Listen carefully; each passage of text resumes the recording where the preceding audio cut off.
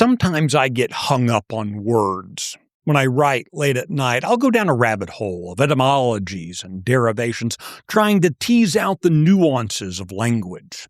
We use words to understand the world, but they also have the power to shape it. Which leads me to my perennial struggle over the word conservative. I'm Michael Quinn Sullivan with a reflection on life and liberty.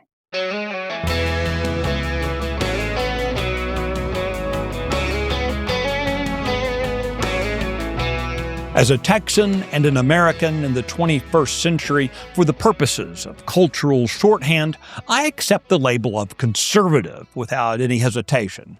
Well, without much hesitation. I do wonder at times, though, what I'm trying to conserve. I'm certainly not interested in preserving high property taxes, burdensome regulations, or dysfunctional government-run schools. There's no moral good in protecting that which has clearly been harmful. Nor do I see an interest in rolling the clock back to some mythical yesteryear that never actually existed. So, perhaps a conservative is someone fixated on tradition. Look, I'm an Aggie's Aggie. Texas A&M is a conservative and tradition-bound institution. I was in the Corps of Cadets and marched in the exclusive Aggie Band. Aggies adhere to tradition in a way that makes most religious sects jealous. My wife accuses me and my fellow Aggs of being part of a maroon-clad cult.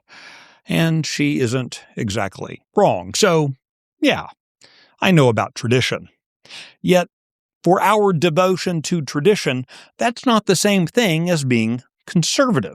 Aggies tend to only repeat those things that have some perceived value. In its 150 years of existence, many activities in Aggie land fell by the wayside as they lost value. Of course, some at the institution will try to misappropriate the idea of tradition and contort it to require the preservation of a status quo from which they derive power, influence, or livelihood.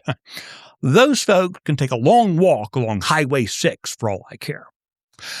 Maybe we're to understand conservative only in relation to a liberal or progressive.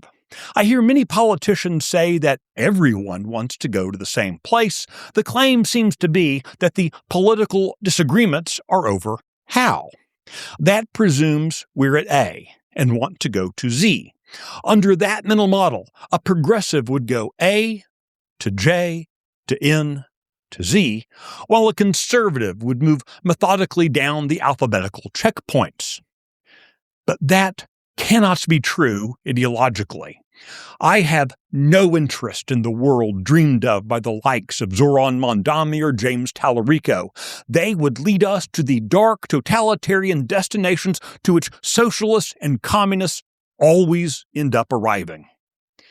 I'm reminded of U.S. Supreme Court Justice Potter Stewart, who said he knew pornography when he saw it, even if he couldn't precisely define it. Political shorthand feels the same. To be effective as citizens in this self-governing republic, we have to know what we want and where we're going. So, whatever label applies, here is who I am.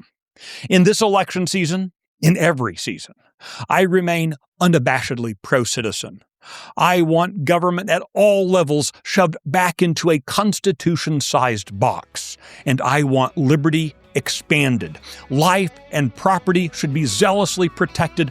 Taxes should be cut to the lowest possible level and then cut more. I want to preserve for my posterity the promise of the American dream. What I will not do is conserve any energy in that fight.